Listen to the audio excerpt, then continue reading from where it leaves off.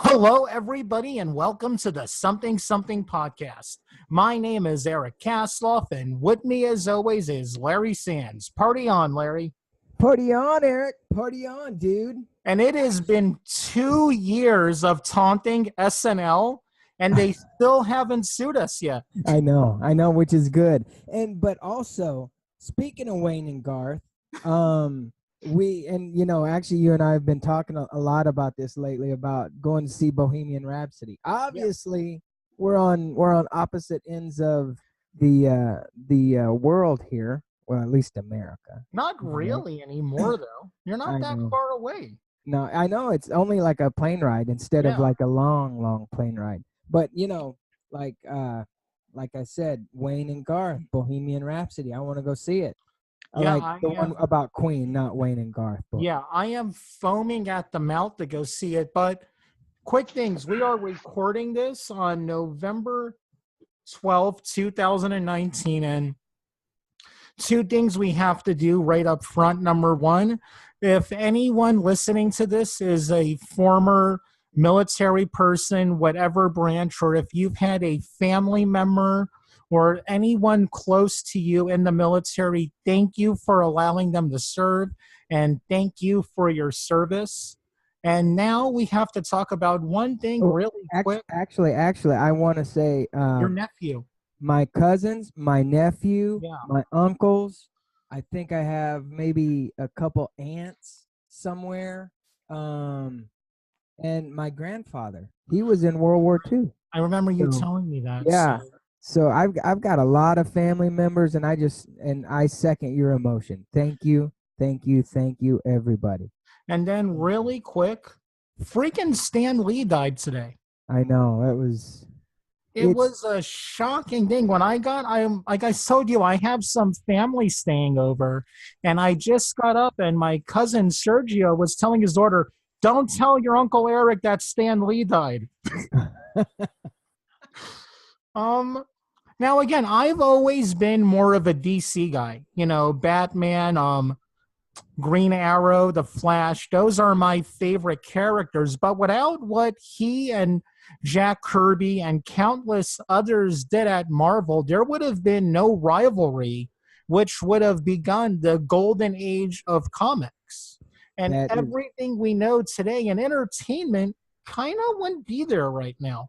which is very true. And like I'm obviously an outsider, but I love to hear you talk passionately about comic books and superheroes and Star Wars and Well, horror remember, films. for a while I was very anti superhero movies and things like that because of the oversaturation. It wasn't until I got all no joking around AMC A list that I started watching big budget movies again. Yeah. But yeah, Which is the only way to do it. yeah, very. But I still love hearing you talk about it and and of course knowing Stan Lee from like a way outside point of Yeah, view. And it is so true. A lot of what's going on today is probably most likely in all reality thanks in a big way to Stan Lee. So yeah. yeah. Now we have one more quick thing to talk about till we get into our guest, who I'm very excited about. You're Yes. back in the saddle again with acting, man. Yeah. It felt really good actually. The last podcast we had, we talked about this my buddy in Houston is putting a film together, and we actually got together last weekend to to uh to shoot an accompanying short because like we said, like actors are they're different in a lot of places, but they're really different here because they expect a lot of different things. It's not like LA where it's like, oh yeah, man, I just want to do a part. Copy and credit. Okay, I'll R- take that. right, 2 day-old right. pizza. Right. Here it's a little different, but it's a little bit harder. But we were just like, you know what? In lieu of trying to find the actors and stuff, let's just get together and test out the concept. And actually, it came out really good. I've been growing out my beard, um, and that's why I look, like a mountain man. like brawny, the brawny guy. You wish, Larry. All right, you wish. Hey, watch when I flex. But You look like the little boy who went to Daddy's razor, got out all the hair, and pasted it onto his face. or the kid with the little the knitted beard. The what? The knitted beard. Have you ever Oh. seen that? That's hilarious. But actually, as a matter of fact, anybody that's listening to this and everybody that's listening to this, and this is a plug for my Instagram, go to Larry Sands 2, and it'll be in the description. I'll have some behind the scenes footage, and I'm put together like a cool little logo and stuff. But And in for all making seriousness, I am very excited about seeing this. I don't want you to talk about I think you talked about the concept last week, correct? yeah, a little bit, yeah. Yeah, so we don't want to give too much away. When will people be able to see it? Man, we're working on a couple from what we did last week. Working on hopefully a short, and then hopefully like maybe a 2-minute trailer, up to 2 minutes, maybe a little bit less, but just to give people a little taste of who this character is.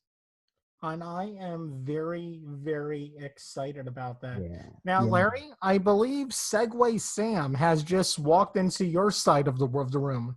Well, it's funny you should mention that, because since we're on the topic of my buddy writing, and actually you're writing your film, we have a writer that's on the show this week. And it's not just any kind of book per se. It's not your love story, although it could be. I don't know. it's actually a kick-ass story. Very much so. As I've come to find out that truth really is stranger than fiction. So without further ado, I'd like to introduce our guest. His name is John Costello. Hey, John. Hey, John. Thank you so much for coming on the show tonight. Okay, I was waiting for you to say game on, and isn't that what Garth and Wayne would do? Oh my God, and they're from Chicago. That should have been the segue. There you go. Oh man. Do it. Anyway, anyway, first off, well, thanks for letting me have be on your show. And once again, shout out to the vets. Thank you for your service. In my line of work, my real line of work, I'm only a very, very part-time writer. In fact, I'm barely a writer. I wrote one book, but I'm more of an executive at a company. So I deal quite a bit with the U.S. military. Wow, that's very cool. That, though, you are a writer, because a lot of people want to write a book, but they don't have the guts to actually sit down and do it. So, you're ahead of every other wannabe out there. Yeah, well, if you look at some of the people I name in that book, you'll see that there was a risk factor. Yeah, we're going to get into that. Yeah. Definitely. Let's start pretty, because of this show, anybody that listens to this show, we're a creative podcast. We like to go through the creativity, the creative life, and how you became who you are. And then we'll get into the book, but give us a little bit of a background on yourself. I think you could describe it as a series of unlikely events. It's so funny you should mention Stan Lee. Once again, truth is stranger than fiction. I was actually in 2 different reality pilots, one called Son of a Gun, and I actually did a scene with Stan Lee. Really? Real charismatic guy. I'll have to kind of splice it out I have the video somewhere, but real interesting guy. I really enjoyed meeting him and actually doing the scene with him. And I'm not an actor by any stretch of the imagination. I was just asked to do something by a guy that, made me an offer I couldn't refuse, Family Guy. So I ended up being in this thing called Son of a Gun with Johnny Fratto, and you probably heard his name bantered now and then in the Chicago organized crime genre. So, to make a long story short, I'm from Chicago, grew up in Chicago. They say I was born on LSD, right? Lakeshore Drive. So I grew up there. Kind of back and forth from Chicago and California, which was complete talk about different people. And I spent a lot of summers in Chicago, even after I in my teenage years. So I was able to, still hang around the streets of Chicago, but then come back to my LA suburb neighborhood and tell a bunch of surreal stories that, most of the yuppie larvae that I met didn't even, could not possibly relate to. Right. Yeah, and I'm from pretty much a pretty violent family, lots of convicted felons, unfortunately. The book, just in general, if I were to give it an overall view, it is basically growing up in that type of family, dealing with the criminal element, but at the same time trying to, say, pursue higher education and career while dealing with the criminal element of the family that would really drag you in a bunch of different directions. Wow. So that, yeah, and just about every chapter, there's something going on that doesn't really coincide with what I'm trying to accomplish, whether in school or career. And they're really at two extremes. So once again, a lot of it is probably hard to believe. I mean, growing up in Chicago, I would have never thought that I'd be hanging out with LA A-list stars and going to the, Hugh Hefner, parties and hanging out with I hang out to, but and being executive at a public company and all that, coming from where I came from. So yeah, it is. If I told you the story, you'd tell me the same thing that Larry Elder told me when he thought I was lying to him for years, was he thought I was BSing him the whole time. And then he went to my 50th party. We had talked about that earlier, and then he met all the people that I basically told him the stories about over the years, and realized that I was telling the truth. So that was kind of when worlds collided. Oh, and by the way, the title of the book is Executive Hoodlum. Am I saying that right? Yeah, Executive Hoodlum, Negotiating on the Corner of Main and Mean. I think somebody asked me, how would you characterize the entire book in a title? I'm thinking, geez, this is a tough one. So then I'm thinking, okay, I'm an executive, but I grew up with a bunch of hoodlums. I negotiate on Main Street, and I negotiate on Main Street. So I'm thinking, okay, it sounds like it encapsulates everything. Perfect. I do see that. Did you write the book? Did Larry Elder help you write the book? Yeah, well, here's the situation, and once again, I could probably write a book about writing the book. Exactly. After my 50th party, where Scott Baio was the MC, and he introduced a bunch of hoodlums. In fact, one of the guys he introduced is now a confidential informant, and several other people are dead. Put it this way: at the party, there was anybody from Vincent Bugliosi, to Scott Baio, to Hell's Angels, till Vagos, to Outlaws, to mob guys from New Jersey, mob guys from Chicago, mob guys from New York. Oh my God, there was executives too, so it was kind of a real odd collection. You're almost so like kind of like Sutter. that scene in Blow when Johnny Depp's having his 30th birthday and the FBI comes in. That could have happened at this party. Oh, absolutely. In fact, I've thrown going away parties for relatives that were convicted felons, and you're not allowed to hang around other convicted felons. You had to get special permission to meet up at a party with your own family because you're convicted felons. Oh, So wow. yeah, it does get a little odd. But to make a long story short, Larry, he suggested I write the book after he attended my 50th birthday party. And when he first suggested, I'm like, "Are you out of your mind? You're going to try to get me killed?" Because of the names and you'll see some of the situations in there. And then I thought about it. And I'm thinking, I don't know, I really want to do this because it's just there's a lot of stuff in there that was, fairly traumatic. But I didn't think of it that way. I never thought of myself as like the underdog or writing an inspirational book because I just never saw myself as an underdog or underprivileged or however you want to put it. So Larry started the process and he interviewed probably 30 people. We went over to his house every Saturday. I had anybody from mob guys there to bikers to family members to other people that were in the, that were mentioned in the book, different characters. And he wrote the first few chapters, but then when I read it, I'm like, Larry, I would never say this, or that's not what they say in Chicago. So since he's, from the Crenshaw area, and I'm from Chicago, it was a situation where he said, John, you know what? You're really going to have to write this yourself, which I went into an immediate panic because I never, I can write a business memo. That's about it. But I say, okay, I'll do it. But it took me 5 years to do it because Larry had said, hey, John, this has to be in your words. People have to hear your voice when they read it. And that's the only way this thing's going to be successful. So after a lot of him and hawing, I said, all right, that's what we're going to do. So I wrote many of the chapters, say, on long flights overseas when I was handling global sales for my company. So those are the times I had to do it. So that's why it took so long. That's pretty cool. And actually, I must say, looking at the and I'm on your website, but also we'll put the link and All your links will everything. be in the description. But the actual book, and maybe we'll flash it up real quick as people are listening to this. But the Executive Hoodlum, the book cover is a person looks like walking a tightrope, like a tightrope. On one side, you have, it looks like the New York or Chicago skyline, but on the other, it looks like you're in the alley and there's three like tough badass dudes staring you down. So it's a great, actually it's all around great. I must say. Oh, thank you. You're welcome. And quite honestly, it's like Eric was saying, a lot of people talk about doing stuff, but they never do it for whatever reason. So just the fact that you can say that you have a book and it's out and people can buy it and it's on your website.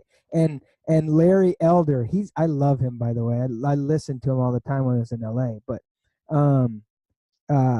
just the fact that he helped you write it and he helped get you inspired to write it is absolutely amazing. So kudos to you, first off. Oh, thank you. By the way, he wrote the afterword as well. So if you look at the afterword, that's Larry, and the foreword was written by Scott. In fact, I was texting back and forth with Larry today because he was on some Fox show this morning, so I was busting his chops.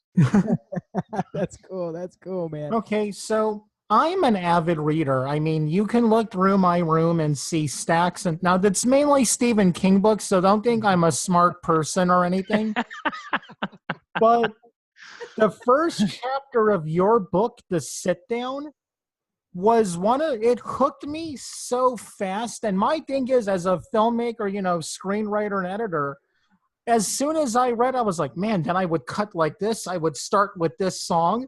Can you please tell everyone about the first chapter? Because after that, everyone's going to click away from this, go to Amazon and buy the book because it is that amazing. Well, interestingly, yeah, I got suckered in by my own man who was, a mob associate. I just graduated college. I would work in the semiconductor industry a couple of years, and he keeps busting my hey, come back, help me out. I'm on a straight and narrow. Help me, with my career. I'm like, okay, figure you respect me now. I got a college degree. I'll go try it. Well, anyway, he ends up putting me in a real bad spot with a bunch of Chicago outfit guys. Now, outfit guys are what they call basically mafia in Chicago. They don't call them wise guys, they call them outfit guys. And I think I make that clear in the book.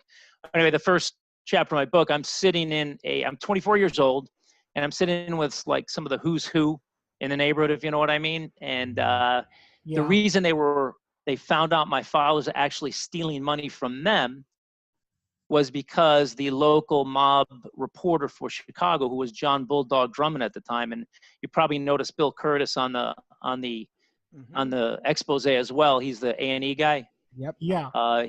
They did a couple, I think it went on the 6, 7, and 8 o'clock news, basically showing how my old man was shaking down guys, his local business people on these phony deals.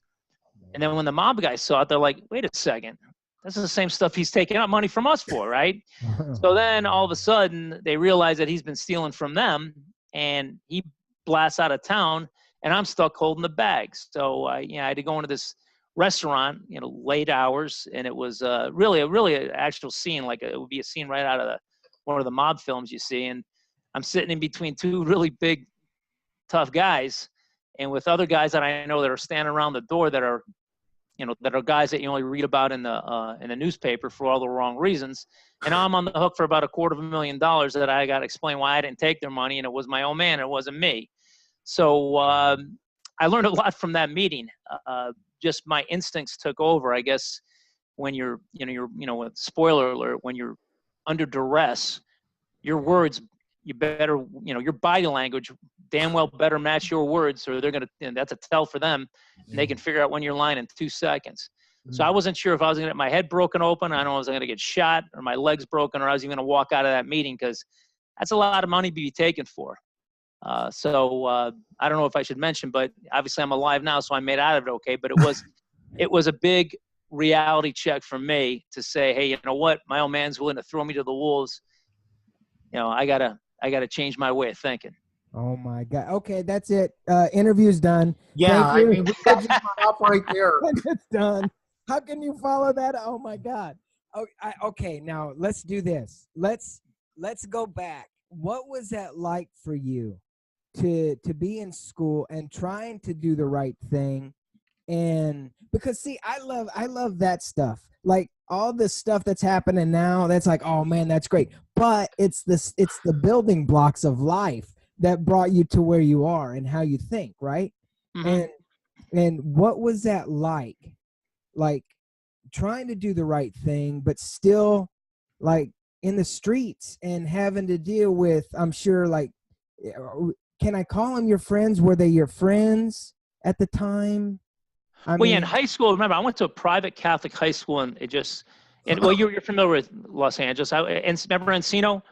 Mm-hmm. Yeah. On Ventura Boulevard. I went to Crespi, Carmelite High School. wow. A Jesuit, Okay. not a Jesuit, Carmelite High School.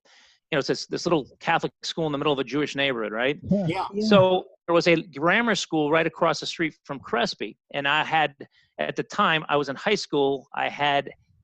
When I had to move in with my father after my mother passed away, I had the separate family, right? His other kids that I didn't know about, and they were younger. And they went to the grammar school across the street. So what happened was, you know, you talk about the high school days. I tried to avoid things that had to do with my parents and my father. You know, there's just certain things you don't want to talk about. Yeah. So turns out my father's coming down the street going to pick the younger kids up. And he's your typical dago. He's got his hand hanging out the window. He's wearing a wife beater, right? Probably got spaghetti sauce on it. And he's going to have a hard-looking guy. I'm laughing because you just described like every male in my family. Yeah. Yeah. So he's walking, and he's driving down the street in his caddy. He's got his arm hanging out the window. And then one of the coaches from where I went to high school, Crespi, was swearing at one of the Crespi kids, like, hey, what are you doing? Get over, whatever, get the hell over there. And of course my father's, oh, you know, right out the window. Hey, why are you swearing around the grammar school kids? And so whatever the guy said didn't satisfy my father. My father gets out of the car, grabs him, and starts to work him over. Now, all of a sudden, my younger brother walks up, who was a freshman, and I think it was a junior at the time. And my father looks at me, he goes, you know this guy? He goes, yeah, he's my health teacher. So my father's got the health teachers, you know, around, you know, his hands around his neck, and he's swearing at him 10 times worse than the guy was swearing.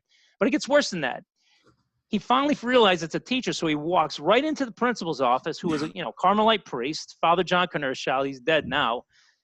I can hear his voice thundering down the hall, and he's using every MF, every other word is that.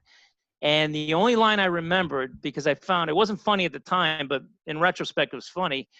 He told the priest in uncertain terms, if you don't straighten this, you know what, MF out.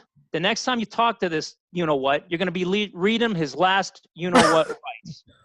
So, I mean, it sounds funny now. Yeah, course, looking back, it's yeah. And so he got me out of class, and he literally was shaking. I went into his office. He literally took a pill of some sort to try to calm himself down. And he said, you know, your father was here. I go, yeah, I heard, just like, you know, the rest of the whole school heard. And it was a little embarrassing, but that time the cat was out of the bag. They realized how violent my father was. And then, of course, the rumors started about the mob ties. And then I was the butt end of all the mob jokes. Because I went to school with a bunch, you know, it was all boys Catholic, a bunch of Irish kids and Italian kids. So, you know, they were all ball breakers. And so the rest of the school year, everybody knew. And then when they looked more into my father, they liked to come to my house because there's always something going on at my house. You know, there's always chaos, and it was kind of cool. And I like to go to their house because it was very peaceful and tranquil. So it's kind of the opposite. So that's kind of how it was in high school. And then in college, you know, once again, spoiler alert, that was a Jesuit school. And then my father ended up speaking to the principal, Father Merrifield at the time. He's dead now. He was the president of Loyola, where I went to college. And I wouldn't say a similar situation, but a situation such that he made sure that I got into school without having to pay tuition. Wow. So. Wow. That is absolutely.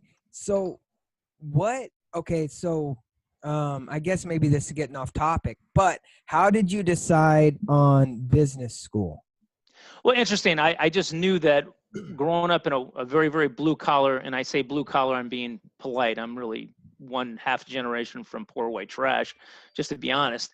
But I was accustomed to, working construction jobs, roofing, tug pointing, tear off. I mean, real stuff where you're getting dirty, where you're showering after work, not before work. So I Again, was accustomed to every guy in my family pretty much does that, what you just said.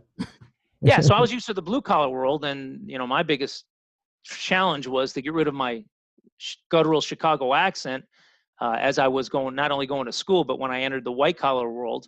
So it was definitely a transition for me, because all my relatives were, when they got out of high school, most of them dropped out and they got a job and started working. I looked at that and I'm like, I don't want to do this. I'm gonna, I just it wasn't for me. I wanted to make more money. I had high expectations, and I figured the only way to do that is education. And so that's why I kept pursuing education, where my sister and brother dropped out. All my cousins dropped out, and they used to tease me a lot for being the goody two shoes in school. So I just knew the path was to get an education to improve my quality of life. I couldn't see myself humping shingles up a roof every day, because that's backbreaking work. I mean, I did it.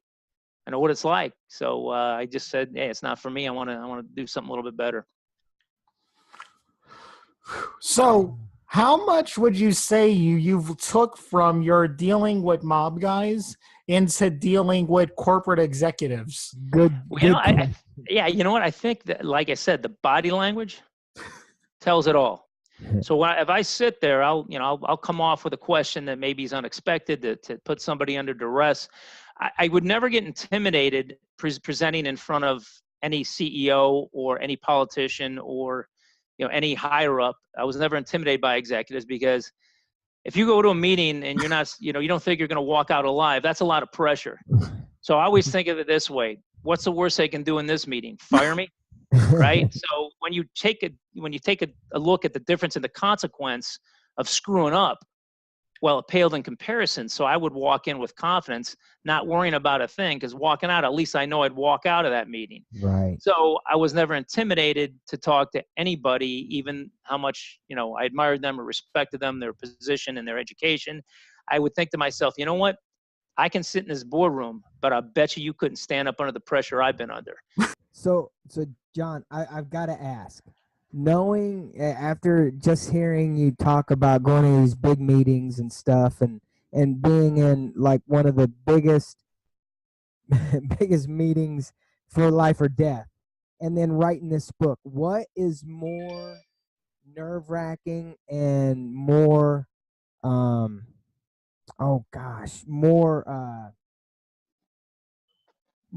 more intimidating? Is it writing a book, or sitting with the mafia discussing your life or death? Taking that specific meeting aside, obviously that's an experience. I don't necessarily want to be on the wrong end of a sit down again. That's not pleasant. I've been on the other side though, because after that particular sit down, later on, the same person that was running that particular sit down offered me a job in that world.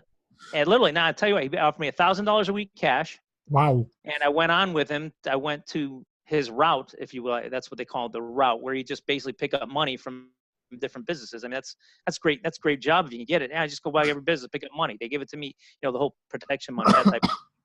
And I've been on those other sides of the sit down where I'm observing other people put somebody else under duress to find out the truth of money owed or whatever the situation was. So I've been on both ends of it. So yeah, I certainly don't want to be on the wrong end of it, to be honest with you. That's probably the worst. But like I said, the lessons I took away from it certainly helped me in my career in dealing with other executives. And even when I was in sales, I mean, I started out in sales and kind of worked my way up the ladder the old-fashioned way. So yeah, it was intimidating, but once again, lessons learned. I joke in the end of my book, and it's not a spoiler alert or anything, it's saying all my dealings with drug dealers, outlaw bikers, bookies, mob guys, you name it, you name the criminal, you name the felon, perfectly prepared me for a job in government relations. So basically saying that, seeing that I've dealt with every kind of thief on the planet, so now I'm dealing with the government ones. You know, before we get into your stuff about the government, I just wanted to commend you for your book. I wasn't even going to mention this till my cousin, who's sitting here with me to check out the interview, also last name Costello, no relation, I'm guessing. With my family background, I'm a gypsy, and I'm sure you've known a lot of those from, Chicago life and stuff like that. Oh, sure.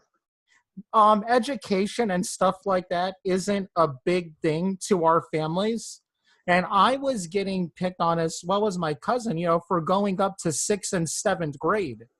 And then me even more so for first wanting to go to Bible college and then deciding, you know what? No, I'm going to go to film school instead. So I can understand a lot of the ball busting and stuff like that you must have got. And it's hard when it comes from your flesh and blood who see you wanting to be something more than what you are. And I think it's more when you're the first person to leave the tribe and go out into the wild, everyone thinks you're crazy because there's monsters in the wild. You stay in the safety of the tribe. So was that a lot of your thinking during it? Well, it's funny. I think the old phrase really applies here. You can take the boy out of the city, but you can't take the city out of the boy. After just being 2 years in the white collar world, I really wanted to go back to Chicago to hang out with my relatives in the North Side. But that didn't necessarily meant I wanted to become a blue collar guy. Yeah. I see what you're saying, because it was when I came back as a white collar guy, I think some of my relatives, not all of them, some of them found it a little intimidating, like everything that had to do with anything. Oh, ask your cousin Johnny, he went to college. It could be the simplest question, but ask Johnny, he went to college. So I would get that a lot. One thing I didn't get was the you can't do it, or you'll never succeed, or you're leaving the neighborhood, you shouldn't do that. I never got. I'll say that to my family. I mean, they're crazier than as they come. But one thing they never told me is that I couldn't do something I wanted to do. So in terms of leaving the tribe, it was probably tough because of the environment I was in, but none of it was because anybody was telling me I couldn't do it. About leaving the tribe, but I understand exactly what you're saying. Okay. So, Larry, you had a follow-up? Well, I was just going to say, well, now I just forgot what I was going to say. I actually, it's funny, because you talk like about, with the type of business that you do, but you've known a lot of celebrities, and you still know a lot of celebrities. How did you come to meet these guys? Because the people that listen to this, there's people out in Hollywood, they're actors and directors and filmmakers that are always looking for, celebrities to meet and hang out and all that, or even to work with. So I can answer that, because really it was funny. I was going through a divorce. I was married for 10 years with my first wife, and I was kind of down in the dumps because it didn't work out. And that's kind of explained in great detail in the book. I happened to be a friend of Hugh Hefner's doctor. He's still my good friend to this day, Dr. Mark Saginaw, who was Hefner's doctor for decades. And Mark had, I can't say he was unfortunate or fortunate enough to meet some of my family members. In fact, he even met the gentleman that I was in the sit down with, and this is 20 years after the fact. And so Mark could really see. Now, Mark went to Harvard Medical School. He went Princeton undergrads. The guy's really smart. He was like the doctor for the stars. So he was very well connected in Hollywood and in Beverly Hills. So he knew that I was from a different type of family because he had met my father. He had met Eddie Caruso, the guy that I was in the sit down with. He actually treated them for different ailments. And this is, 20 years after the sit down. So he knew that I was somewhat of a reactionary, say, violent type person. And he knew that I was on edge right now because I was going through this divorce. So he ended up having a surprise meeting for me at a place called the Rainbow. You're probably familiar, iconic place. Yeah, Rainbow Bar and Grill. Right, and that was one of Hefner's hangouts. So he got a friend to give me a call and said, hey, come on out. And I'm like, I really don't want, no, you have to come out. You have to come out. So I come out to the Rainbow and I walk in and they're expecting me. And I remember several of the guys I'd met before just through different social events. And all of a sudden they sit me down next to Hugh Hefner. And he was, at the time, he was separating from Kimberly Conrad.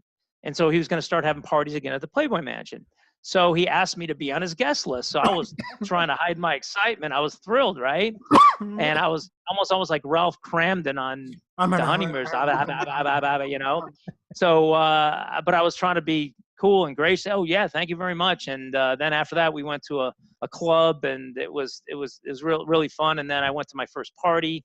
And actually the first party that I went to, the first official Playboy party I went to, wasn't even at the Playboy Mansion. It was a gentleman named Lenny Ross. He had and the reason I'm bringing this up is because when I'm going up the driveway to this guy's house, I'm thinking, I've seen this house before. Then I realized it was the house from the horsehead scene from The Godfather. Oh my gosh. So I'm on my cell phone and I'm calling my relatives, ask me where I am right now. Ask me where I am right now. You know, and it was so funny. And it was, but I only had a flip phone. It's not like I had an iPhone. I could take pictures and send them and stuff like that. So it was very exciting to me. And honestly, I was there, and I think I do explain it in the book in whatever chapter. There's a chapter in my book called Ice Picks, Hugh Hefner, Cigars, and Something Else. It just goes through that period of time where I am getting invited to the Playboy Mansion, and that's when I started meeting all these celebrities and befriending them. But some of them I did not know were celebrities till later on, and I became friends with them. So there was no pretense about anything. But I got to meet a lot of stars, and I think a lot of them are super nice people, super intelligent. And then again, there's some on the flip side that are complete jerk-offs and people I wouldn't spend 2 minutes with. But I can say this, Hugh Hefner was always very gracious, and inviting me was something that really was exciting. I met a lot of good people there, and they're my friends to this day. And it's makes for some fun, exciting stories of the other social events, because then those social events turned into other social events. And it led to me playing golf with Scott and becoming very good friends with Scott Baio. And then who hanging does out the with forward to the book, by the way, and it is awesome. Yeah. Yeah, so that's kind of how that transition, and that's how I started meeting the people in the entertainment business. And then I kind of parlayed that, because as a sales guy in business, you know, you have to have kind of a differentiator. So when I would go meet with a lot of the engineers, remember, I'm dealing with engineers, and these guys don't live the exactly exciting lives, right? So they would always want to see me because I'd show them pictures from the Playboy Mansion, or, you know, I could tell stories. Hey, you know what I was this weekend? And then it became kind of a fun thing where they'd want to see me, because then they could find out my latest escapades, both with what was going on with my father, because my father was in the news. I literally explain it in the book as it was a reality show, and every week I would be in their office was the next episode.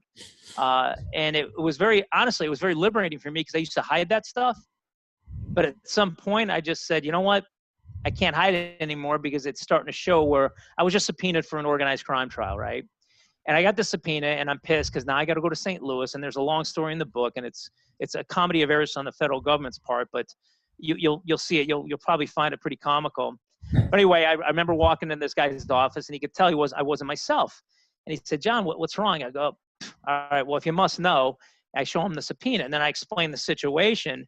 And it was almost laughable, the situation that I got myself in. And then at that point, I was comfortable talking about it.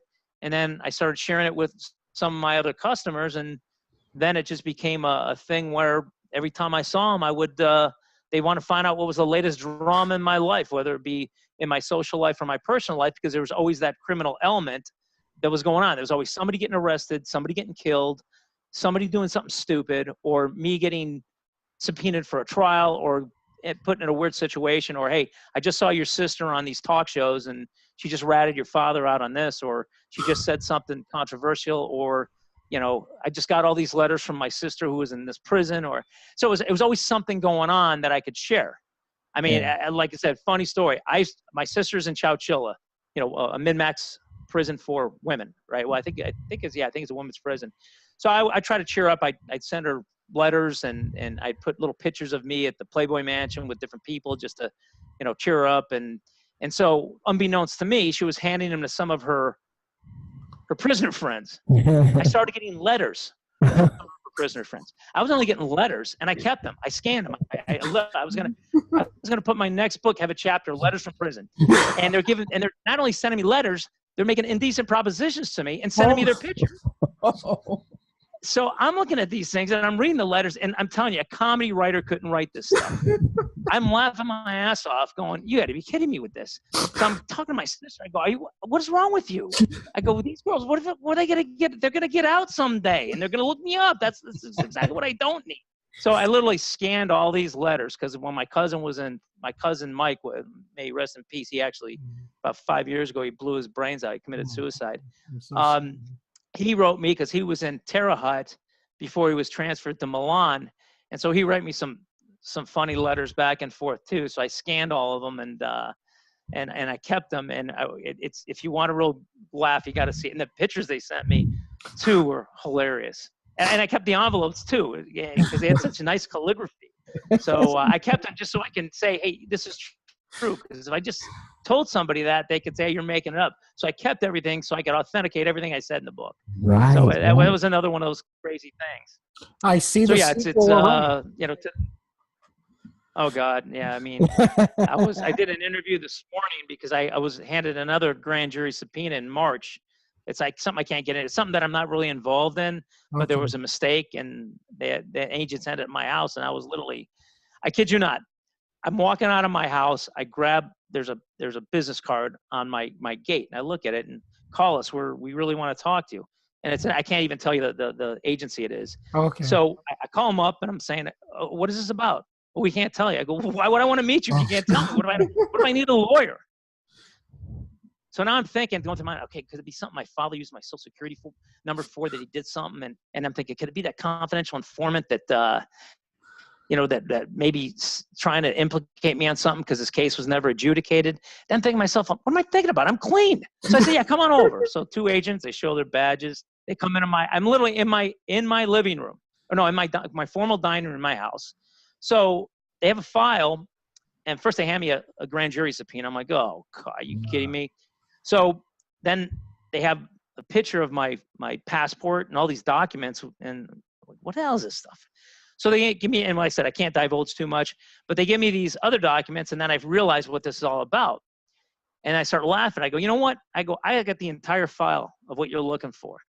So I swear to God, this is what I did. I grabbed the file, I walked back, I threw it on the table, and it just kind of scattered everywhere. And I said, my exact words were, if you find any money in there, I'll whack it up with you. That's exactly what I told them. So they both started laughing, and they just went through all the documents.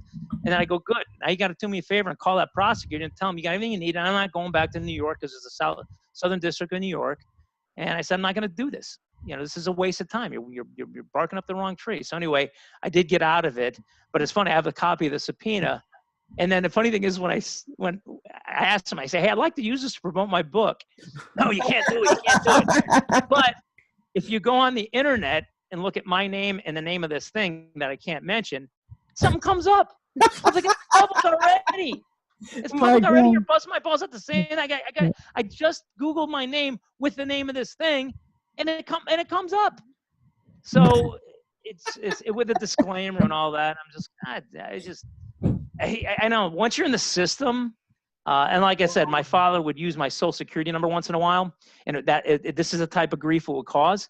I literally, in this funny story, I go to get my first car out of college. I graduated college '83, so I'm like excited. I'm gonna buy my first car. I got a job. I'm making good money.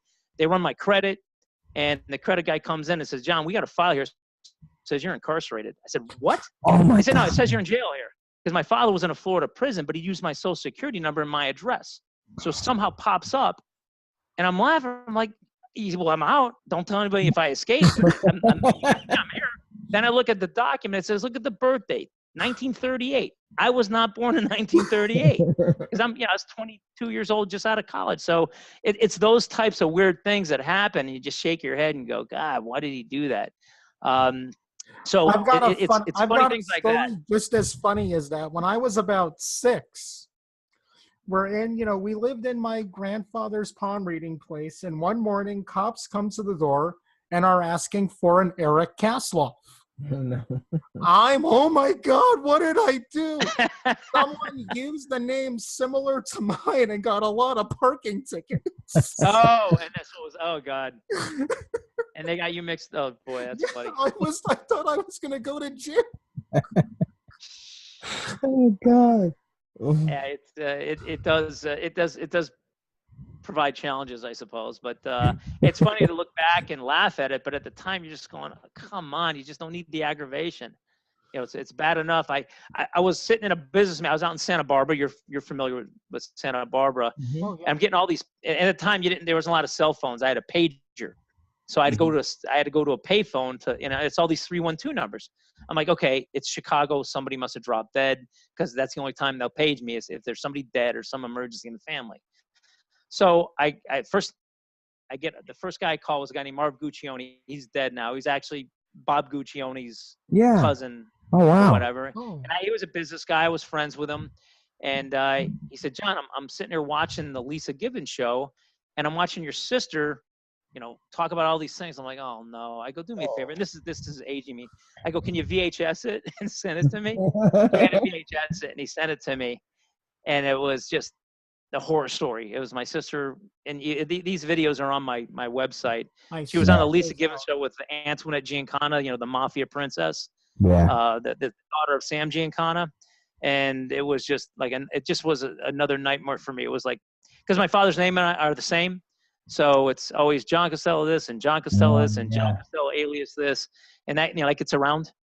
So it was, like I said, it's those are the types of things that would happen, and but I'm glad I kept all this stuff because I just put it all in a file, and now I can post it somewhere as authentication to everything I tell in the book. So Man.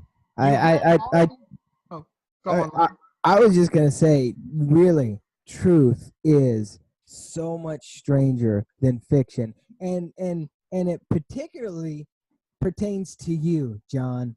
You, I mean, and like as an outsider listening, you are an amazing person, and you're an inspiration too, to take what you were given and change it around to your favor. I So, appreciate it. Thanks, Adam. But the funny thing is, if I told you this, if I told you all these stories, but you weren't able to cite my website and authenticate all Right. this, you would probably think this is Commander McBragg. There's no way all this stuff can happen on the same guy. This guy's got to be the biggest mush on the planet, right? I right. would I mean, believe you. that's what I would think. I wouldn't believe me if somebody told me that. Yeah. I would, because I've heard a lot of similar stories to this, but from the way I grew up. Yeah. But so you are now also working for the government. Can you talk about what you're doing with that? Yeah, well, I don't necessarily work for the government. I work for a What? private company. We're Oh, about okay. we're a publicly traded company, microchip technology. I used to work for Microsemi. We're a fully owned subsidiary. We were acquired for $10.5 billion back in the end of May. And I don't know if it's good. I mean, it was a good thing. I was the only executive they retained from the executive staff, so I guess that's good. Yeah. And I handle all the aerospace and defense government relations and business development. So I deal with a lot of stuff on Capitol Hill, a lot of stuff in the Pentagon, a lot of stuff with the Department of Commerce, Department of Homeland Security. I also deal with all the, like I said, the government relations, some of the compliance. Not a lawyer, just stuff where I'm trying to influence government roadmap to have it fit technology as it stands, to arm the warfighter with the best products. And I'm talking on the semiconductor and the things that make weapon systems and planes and that make things smart. FPGAs, ASICs, integrated circuits, microchips. So we are now about a $17 billion market cap company. So we're fairly large. We do about $6 billion in sales. And once again, I handle the government relations for aerospace and defense and business development. So I deal with the Lockheeds, the Boeings, the Northrops, the Raytheons, Okay. and other government agencies and private industry. So that's what I do. A lot of it has to do with government contracts, weapon systems, other technology issues. So that's the type of thing that I'm engaged in now. Wow. Well, everyone, this has been one of the most. Wait. We got to talk about. We got to before we go. We have to talk about, because on your website you say you're just putting like a movie deal together. Oh, yes. Oh, well, okay. Now, once again, truth stranger than fiction. I signed this deal before I even wrote the book. Oh, okay. Before I even intended on writing the book. I was on a flight to Moscow. Well, actually, I was on a connecting flight. I was flying Lufthansa from Los Angeles to Frankfurt, and I was taking a connecting flight to Moscow because I was I was a keynote speaker for a space forum. So I'm sitting and I was wearing like a low cut shirt and I hadn't shaved. I looked like I did not belong in first class. So, and I think the guy sitting next to me probably was like, "What the hell's this guy doing here? He's probably in the wrong seat." So he starts talking to me, and I didn't know this guy at the time. This guy was an independent movie producer. No idea. So he starts asking me what I do for a living. Like, you really want to know? So I explained to him, kind of a technical job. I do this. I'm the vice president of sales. And he goes, well, could you tell me about your family? I'm like, well, what do you ask me all these questions for? I figure, I'll never see you again. Sure, I'll tell you. I'm going to Frankfurt, right? So I tell him a little about it. And then I kid you not, 5 years later, I get a text. Hey, this is Ehud Bleiberg from Bleiberg Entertainment. You got time? I got a proposition for you. So I say, sure, come on over. So he comes over and he's got 2 DVDs in his hand, and it's got his name all over it and the company. And one was called The Iceman. Yeah. You got to know, from Jersey, right? Very, very good movie. Kuklinski. Yeah, that's the guy I signed with, the guy that did that movie, and one called Adam Resurrected, which was with all these A-list actors. So I'm looking at this, and these are, all the A-list actors in those movies. So I'm like, okay, you're for real. But at the same time, I'm still like, I'm LA guy where everybody's in the movie business. Everybody's in the movie business. Yeah, so I'm like, I'm still a little cynical, but even though the guy's real, I checked it out. But the irony of it all is my father was conning people by talking about doing a movie, and now they're actually going to do one with me, a real one. And now, so that was kind of the funny part of it. But I ended up signing with him, and when he sent me the offer, I literally was laughing. I took it to John, James Cameron's brother. John Cameron is a good friend of mine. Yeah. I'm actually on his technical advisory board of the company him and his brother own. And I took it. He was the first guy I took it to. Then I took it to Scott Baio, and I said, hey, is this a good deal? I said, John, sign it before they change their mind. I'm like, sure, I'll do it. So I signed it. And then when I got my first check, I was laughing. I was looking at it, and I'm like, God, this is, I get to pay to tell you stories. Perfect. It's free money for me. So that's how I saw it. And then when I really became more of a reality, in fact, I just emailed them recently. They're back from some film festival, and they're starting to write the pilot. And when they gave me the synopsis of it, and they actually had to read the book to determine they wanted to change and not do a feature film. They said we'd rather do a mini series because there's so much content in here. And it looks like they're sticking very, very close to the book. They'll probably change the names, and I don't blame them. I wouldn't want the aggravation. Yeah. Because most of the names in my book are real, and I did get special permission from certain people. And once again, the names you can read in there, and without saying anything, you can just Google the names and see what comes up. And that was done obviously by design. But so that's starting to roll now, and that's why I said, well, I better really start paying attention to this book.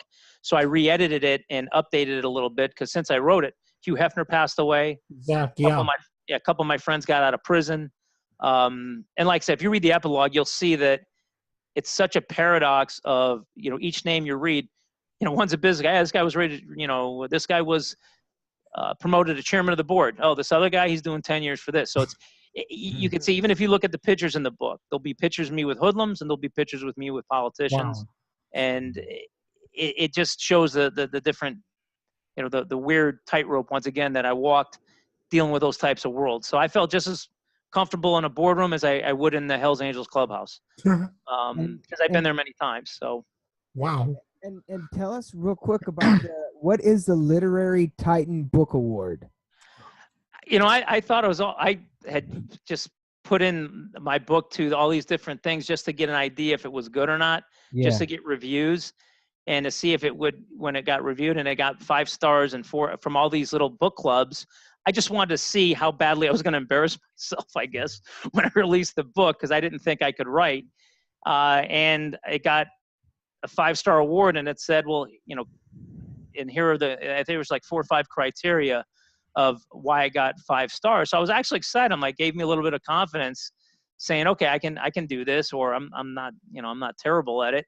And it maybe justified the fact that I actually wrote it. So it was something I'm a little more proud of, seeing the reaction I get from anybody in the literary. At first I thought it was a joke. I thought, well, what is this? I mean, me winning a literary award to me in my neighborhood would have been me, Genghis Khan winning the Nobel Peace Prize, right?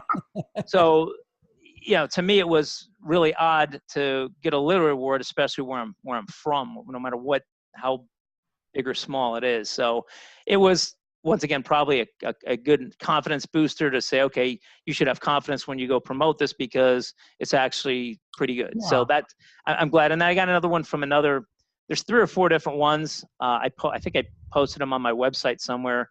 And maybe it gives me the confidence to go out and promote it without being hesitant or thinking, geez, I'm because when I think of writers, I think of, best-selling authors. And then I look at my book, I'm like, well, can I really compete with those type of people? And I guess it's just a story, just telling a story, and people like it, they like it. If they don't, they don't. And that's how I got to look at it.